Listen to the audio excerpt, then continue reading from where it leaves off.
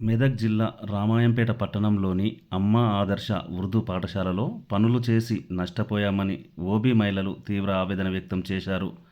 పాఠశాల అభివృద్ధి పనుల కోసం నిధులు మంజూరు కాగా రామాయంపేట పట్టణానికి చెందిన ఓబీ మహిళలు నజిమా బేగం మరియు ఇతర మహిళలతో కలిసి ఉర్దూ పాఠశాలలో 2 ట్యాంకుల నిర్మాణం చేపట్టామని, వాటితో పాటు బెడ్డు పోసి రింగులు వేయడం జరిగిందన్నారు.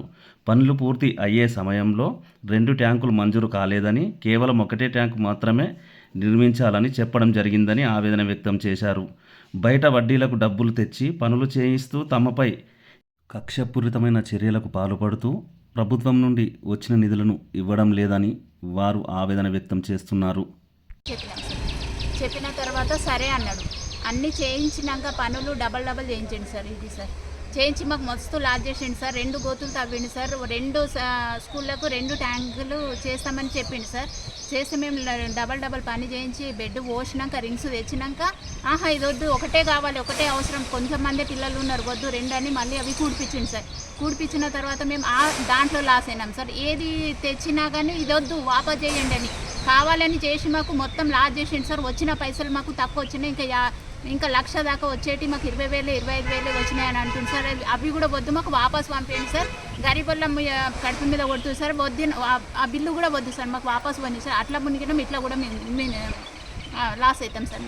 మేము బాత్రూమ్ చేయించడము, ఇక్కడ జాలీలు చేయించడము, టైల్స్ వేయించడము, అన్ని ఫ్యాన్ మళ్ళా కరెంటు మొత్తం చేయించినాం సార్. మొత్తం చేయించినాక అయితే మేము చేయిస్తే 2 ట్యాంక్, వాళ్ళు చేయిస్తే 2 ట్యాంకులు అన్నారు. మీరు చేసుకుంటే 1 ట్యాంకి ఒకటి ఇదైందని చెప్పి ఒకటే చేసి పైసలు ఇప్పుడు తక్కువ అయిందని చెప్తున్నారు. అట్లా మాకు ఇంకా 20 సార్ ఆ పని వాళ్ళు చేయిస్తే 2 ట్యాంకులు శాంక్షన్ మేము మధ్యలోకి వచ్చి మేము చేసుకుంటే 1 ట్యాంకి క్యాన్సల్ వద్దు, పిల్లలు తక్కువ ఉన్నారని మొత్తం పని అయినాక మొత్తం క్యాన్సిల్ చేసిండు. మళ్ళీ 2 లాస్ అయినాం సార్. తవ్విపించిండు, జైసీపీ 2 సార్లు, బెడ్ 2 సార్లు వేపించిండు, అన్ని డబల్ చేసి. ఎందుకంటే ఆయనకి ఇవ్వలేము మేము పని అని మాకు మొత్తం లాస్ట్ చేసి ఇప్పుడు 25,000 ఉన్నాయి, అవి తీసుకోవాలని చెప్తున్నాడు. ఈడీ సార్ చేసి ఇద్దరు కలిసి బిల్లు వచ్చిన బిల్లు అట వాపస్ పోతుందట. జిఎస్టీ కూడా అది కూడా వాపస్ పోతుందట సార్. జిఎస్టీ ఎందుకు వాపస్ పోతుంది? మేము తీసుకున్న మాకు కొడాలి కదా జిఎస్టీ. ఈ సార్ను హెడ్ మాస్టర్ ఇద్దరు కలిసి ప్లాన్ చేసేది సార్. వాళ్ళు చేయిస్తే పని 2 ట్యాంకీలు అన్నారు సార్. మేము చేస్తాం అనేసరికి 1 ట్యాంకీ క్యాన్సిల్ అయిందని అన్నారు సార్. అది మొత్తం పని చేసినాక వాళ్ళు మాకు వద్దు, 1 ట్యాంకీ కావాలని చేసి మాకు అందులో లాస్ చేసేది సార్. అది కూడా లాస్. ఏ కంపెనీ కావాలన్నా కానీ మేము ఆడి మనుషులం తిరిగి వాపస్ చేసి ఏ ఐటెం కావాలంటే అవి తీసుకొచ్చి మేము ఫిట్ చేసినాం.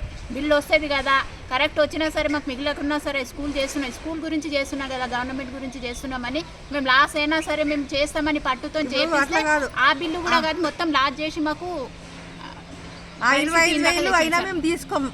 25,000 బిల్లుకు ఇంకా 1,02,000 రావాలి. వాళ్ళు 25,000 ఇస్తామంటారు. మాకు ఆ 25,000 కూడా వద్దు సార్. మేము లాస్ అయినాం. ఉర్దూ మీడియం స్కూల్కి వీళ్ళు ఇద్దరు గరీబులు లాస్ అయ్యారని తెలవాలి అందరికి. అంతే సార్, గవర్నమెంట్ స్కూల్. అదే సార్ మాకు వచ్చింది బిల్లు అంతా 1,00,000 చిల్లర వచ్చేది, మాకు 25,000 వస్తున్నాయని అంటారు సార్. మేము మస్తు అది కట్టలేని పరిస్థితుల్లో ఉన్నాం సార్. అది అమౌంట్ మళ్ళీ ఎండాకాలంలో సార్, మేము ఎండాకాలంలో ఇద్దరం లేడీస్లో వచ్చి ఎంత పని చేసినాము అందరు చూసిర్రు. మాకు 1 రూపాయి అన్నా మిగిలద్దా సార్? మరి ఇంకా మేము ఎంత పని చేసినాము, మరి ఎంత ఘోరం ఉన్నది. మేము గరీబ్ వాళ్ళం, ఎక్కడికించో తీసుకొచ్చి మేము పెట్టినాం సార్. ఇంట్రెస్ట్ తీసుకొచ్చి పెట్టినాం మేము. మాకు ఇప్పుడు ఎట్లా మాకు ఏం చెయ్యాలి? మేము ఇప్పుడు ఇంట్రెస్ట్ కట్టలేకపోతున్నాం మేము.